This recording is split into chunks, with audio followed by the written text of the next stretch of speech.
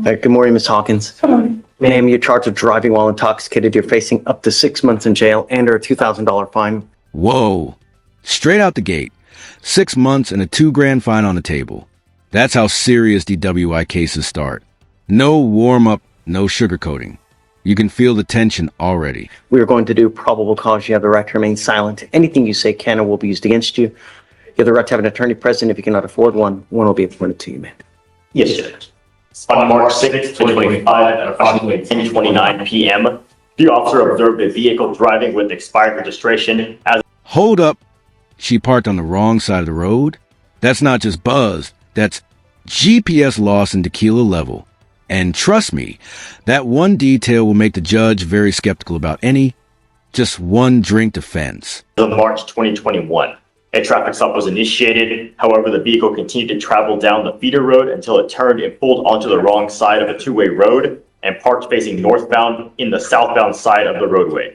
The officer made contact with the defendant, the driver and sole occupant of the vehicle, and observed the defendant to have bloodshot eyes, droopy eyelids, and a strong odor of an alcoholic beverage. The defendant admitted to drinking 1.5 alcoholic beverages. Now here's a big one. Refusal to give a specimen automatically raises red flags. In many states, refusing a test can actually be worse than failing one. It's called implied consent. When you get a license, you're already agreeing to testing if suspected. And the defendant stated she was buzzed but not drunk. An inventory search of the vehicle was conducted, and the officer found a large plastic cup that was 1/4 full of alcoholic beverage that smelled of tequila in the center console cup holder. Standard field sobriety tests were conducted, HGN 6 out of 6, walk and turn 5 out of 8, one leg stand 3 out of 4. The defendant was read the DIC and refused to provide a specimen. A blood search warrant was signed and executed. Are you telling me that she has alcohol in the car while she's driving? She had a cup of alcohol. Ms. Hawkins, I'm going to find that there's sufficient probable cause to go forward with your case. I am now placing several conditions on your bond. If I find that you violate these conditions, I will revoke your bond, put you in jail. No more PR bonds. Ma'am, you're not allowed to drive. I'm taking away your privilege to drive. You will be signing an affidavit with me today promising me you're not going to drive. I don't care what's going on in your life. If I find that you do, I can have a contempt hearing. You can be facing an additional 6 months in jail and a $500 fine. This is an affidavit that you're going to promise to me that you're not going to drive. Do you understand? Yes, sir. I'm also ordering you as a condition of your bond not to consume alcohol, illegal drugs, or unprescribed controlled medication. If I find that you're consuming alcohol or illegal drugs, likewise, I will revoke your bond. Put you in jail, ma'am. You heard that right. Open container in the car. That's a whole new level. What do you think? Should someone lose their driving privilege completely on a first offense? Or is that too harsh? Drop your thoughts below, backhand index pointing down. Judge, is that a standard for driving? She has alcohol in the car while she's driving. And so I would presume that it's elementary that you're not to have alcohol in the car while you're driving. It scares me, and I just don't want her driving for now. Understood. We can approach at a later date, but I'm concerned because for her employment, she can't get to and from work, and we can't get an occupational license or something like this. It's a condition of the court. I don't think we have any opposition to putting a lock in the vehicle so that she's not able to drink and then drive. But it just seems like no driving at all seems a bit harsh for a first offense. We don't even know what the blood is at this point. Get it? But she has alcohol allegedly in the car while she's driving. One would presume that that's a humongous no-no, you know? And I want her to appreciate the privilege it is to drive. It's not a right. It's not a right. It's an absolute privilege. Judge, if I may, what would be the conditions under which she's able to come back and get permission from the court? At what time frame? I need to know that she understands and appreciates the privilege, you know, be proactive. It's not forever, Aaron, you know, but I want her to understand that it's a privilege, it's not a right, and it's something that people should take very seriously. The alcohol. I don't want you to talk here now in front of him. You know, you guys at a later date can come back. I'm always all ears. Like, it's not absolute. For Greg's purposes, since he's going to be the one representing her, what is a later date? I mean, is there something we can do? Because, you know, if it's something that you'd like her to do while on bond to make sure that she's, you know, addressing the issue. I mean, be creative, be proactive. I want to know that she appreciates it. and I'm all ears, you know? But it's something that I've seen more and more, you know, where there's alcohol in the car, and I would presume that you would know, especially at this age, that, you know? Well, to be fair, Judge, the allegation is that she violated the law. The presumption is that you would know not to violate the law, period. I personally don't think that the fact that there is possible alcohol in the car, I don't think it's been tested, but it just seems like no driving at all seems like a harsh penalty for someone who's never been arrested before, no criminal history. These are allegations. There's a blood draw pending. According to the dim summary, she had 1.5 drinks. It's certainly possible her alcohol level comes back below the legal limit. And if that takes 90 days to get those lab results and come back and get this taken care of, she's not driving for 90 days. I'm not saying that long, Aaron. I just want some kind of proactivity that I know that she appreciates come back and, you know. And just Hey, for you know. fixed purposes, so I can That line, it's a privilege, not a right. That's the cornerstone of every DWI case. Judges drive this point home because every statistic behind that statement comes with real tragedy. You can feel how personal this is for him. make this debate. What's proactivity to the court? Just be creative. Okay. Be creative. And, you know, several weeks, come back and we can talk. But it's a privilege. It's not a right. And it's something that we take very seriously. Every single day, someone dies from a DWI in our county. Every single day. And we need to ensure that it's taken seriously, you know? I'm not asking for much. And once we know that there's appreciation, then let's talk again. Like I said, it's not long, Aaron, you know? But I need to know.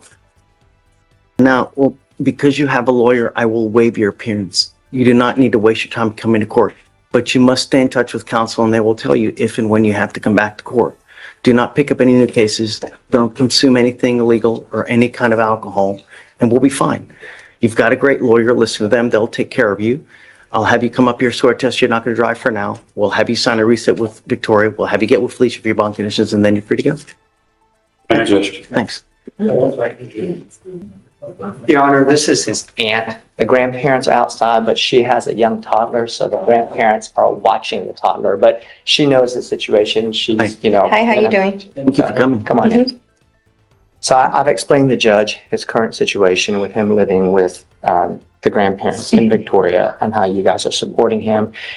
We have this time served deal that the judge is considering so that, you know, we can wrap up this case so that he can move back home, work for the family, go to school, everything that we talked about. Yes. He just always wants to make sure that as a young person, he has support. He knows exactly what's facing him before we do anything that he can never get back. So this plea that he wants to do, it's got its pros and cons that we talked about.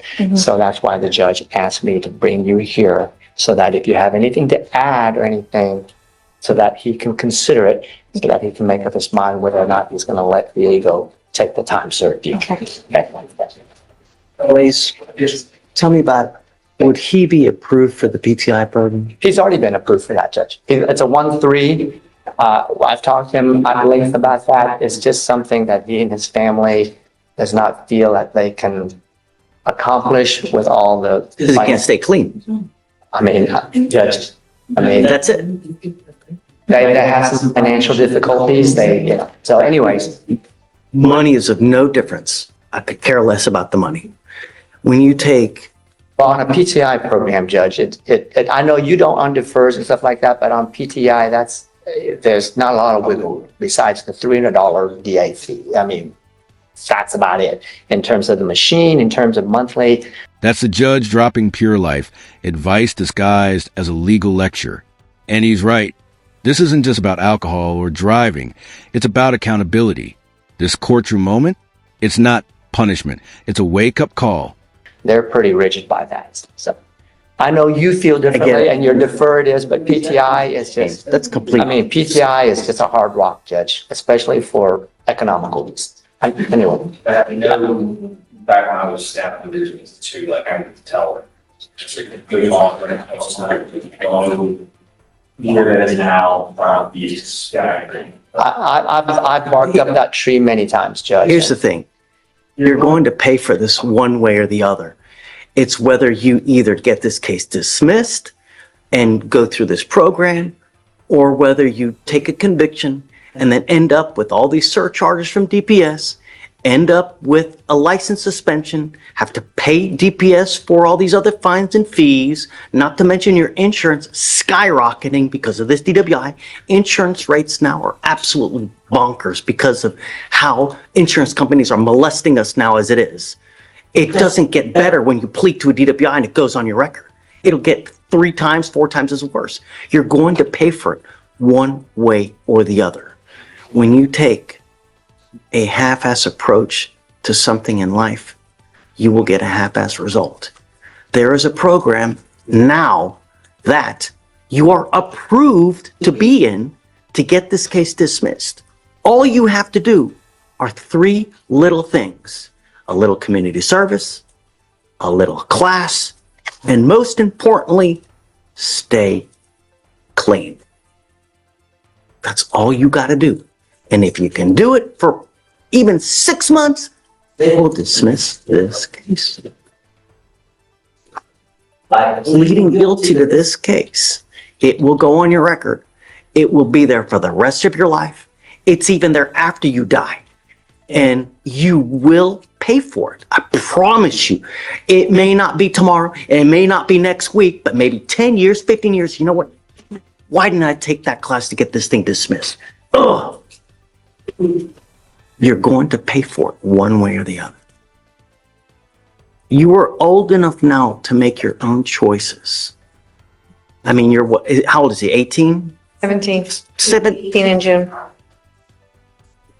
Judge, I also want to correct myself. I've had him mixed up with another young client.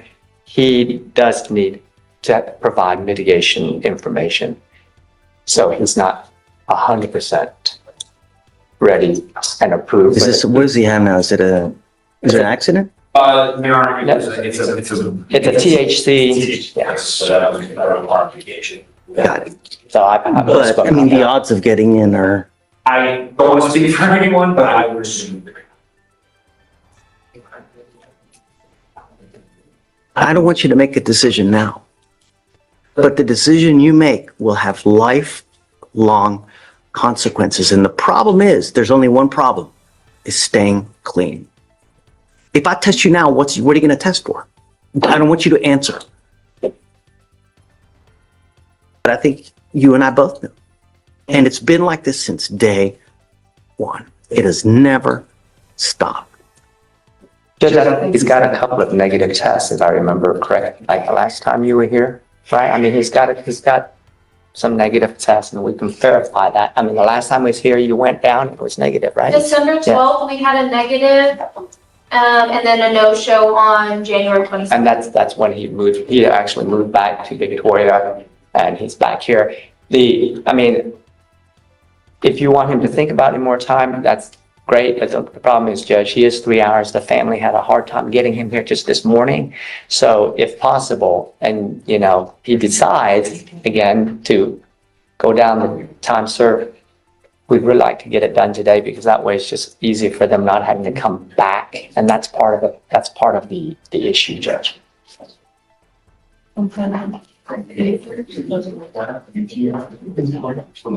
You are the master of your own domain. I'm telling you, it's the dumbest decision that you'll make now regarding your life. Because once you end up with that conviction, it will be very difficult to get a job. You will have to explain it on every single application that you apply for anything.